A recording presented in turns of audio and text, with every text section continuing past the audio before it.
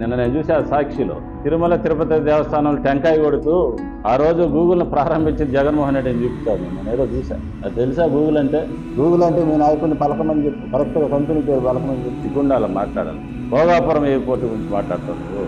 నువ్వు బోగస్ అని, నువ్వు మాట్లాడిన మాటలు బోగస్ అని, నీ భోగాపురం ఎయిర్పోర్ట్ వద్దని నీ నాయకుడు మాట్లాడిన మాట్లాడిన భోగాపురం ఎయిర్పోర్ట్ అన్నది ఇదే నియోజకవర్గంలో కట్టాలి అని చెప్పి ఇక్కడి పాలకులు నిర్ణయం తీసుకున్నారన్నా, మంచిదే అన్నా, ఎయిర్పోర్ట్ వస్తే మంచిదే అని చెప్పి అందరం అనుకున్నాం.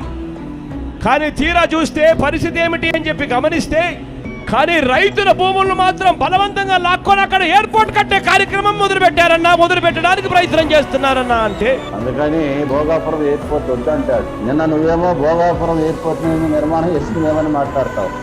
నీ నాయకుడేమో ముఖ్యమంత్రి ఉన్నప్పుడు భోగాపురం ఎయిర్పోర్ట్ ఎందుకు, విశాఖపట్నం ఆల్రెడీ ఎయిర్పోర్ట్ ఉంది అని చెప్పేసి అప్పట్లో ఉన్నటువంటి రైతాంగాన్ని భూములు ఇవ్వకుండా అడ్డంగా తగలని చెప్పేసి రైతాంగాన్ని రెచ్చగొట్టినటువంటి నీతి చరిత్ర